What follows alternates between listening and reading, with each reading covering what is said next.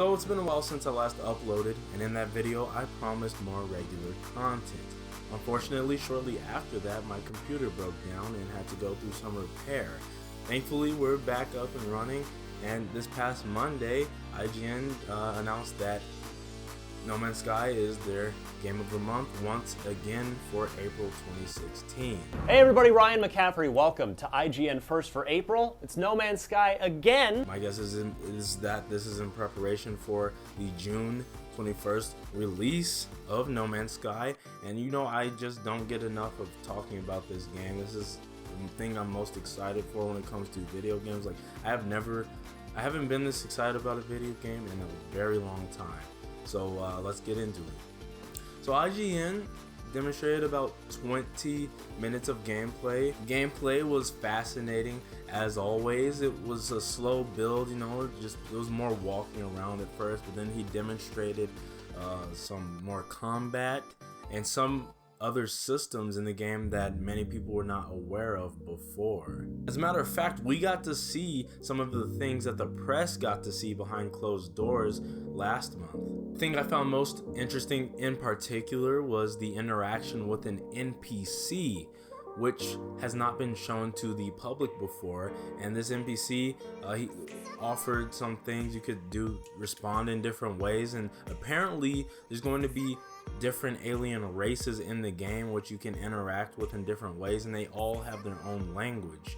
The race that he interacted with in the video was the Korvax, and they happen to be a more scientific race. Sean Murray explained that other races would be more like warriors, others would be traders, more like commercial traders, and have just these trade empires that they run. And depending on how good your relationship is, how much of their language you know, you can win favor with these different factions and gain new technologies, ships, their assistance with different things.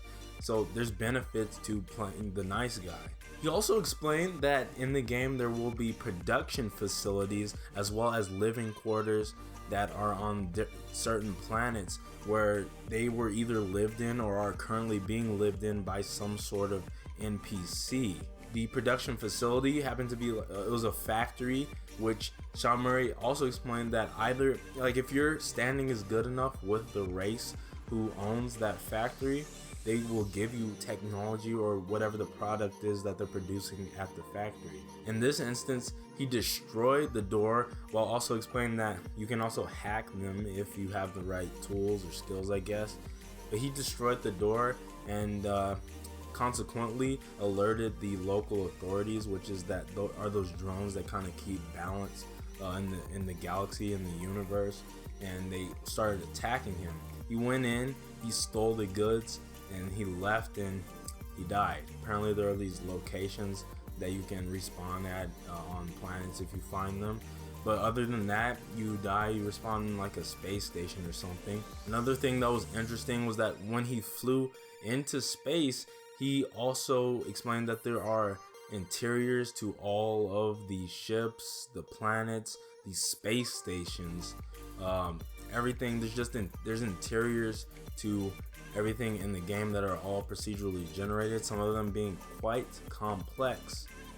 He also talked about how people can play the game in many different ways, such as being a pirate, attacking freighters and stealing the loot and getting away, or aiding them in defense against other pirates that come and attack. And all of the ships are occupied by some sort of NPC, and man, this game just looks exciting. I cannot wait for it to come out. I'm sure a lot of other people are, and frankly I think that this game has the potential to meet expectation and possibly surpass it and be something that we aren't predicting. Of course, we got to keep our expectations in check and make sure that we keep them at a reasonable level.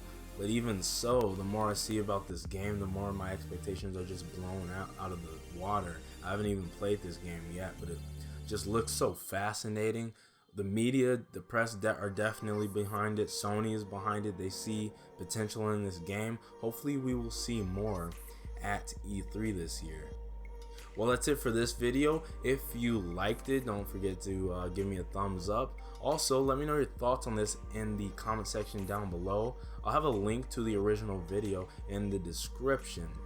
Subscribe for more content. Follow me on Twitter so I can keep you up to date with my uploads. As always, stay super, and I'll see you in the next video.